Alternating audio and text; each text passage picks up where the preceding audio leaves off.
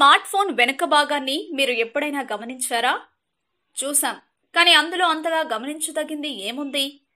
Camera, దానికి సంబంధించిన flash ఉంటాయి, అంతే కదా అంటారా? అయితే మీరు చెప్పింది కరెక్టే. కానీ ఆ కెమెరాకు ఫ్లాష్ కు మధ్య ఓ చిన్నపాటి రంధ్రం ఉంటుంది. దాన్ని ఎప్పుడైనా చూసారా? చూసాం, కానీ పెద్దగా పట్టించుకోలేదు అనుబోతున్నారా? అయితే అక్కడే ఆగండి. ఎందుకంటే ఆ రంధ్రం గురించే ఇప్పుడు మేము చెప్పబోయేది.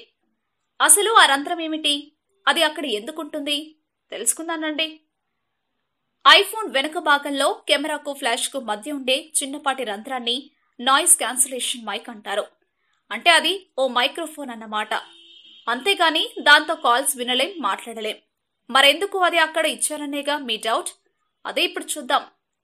సాధారణంగా మనం ఏదైనా బహిరంగ ప్రదేశంలో శబ్దం ఎక్కువగా ఉన్న చోట నిలబడి ఫోన్లో మాట్లాడితే అవతలి వ్యక్తులకు సరిగ్గా వినపడదు కదా? అవును, వినపడదు. ఈ క్రమంలో అలాంటి ప్రదేశంలో ఉన్నప్పటికీ అవతలి వ్యక్తులకు మనం మాట్లాడేది క్రిస్టల్ క్లియర్ గా వినిపించడం కోసమే ఐఫోన్ వెనుక భాగంలో ఆ మైక్రోఫోన్ను ఏర్పాటు చేశారు. అందుకే దాన్ని నాయిస్ క్యాన్సిలేషన్ మైక్ అని పిలుస్తారు. ఈ మైక్ దాని పరిసరాల్లో ఉన్న శబ్దాలను తగ్గిస్తుందన్నమాట. దీంతో ఫోన్లో మాట్లాడేటప్పుడు అవతలి వ్యక్తులకు క్లియర్ గా మాట వినపడుతుంది.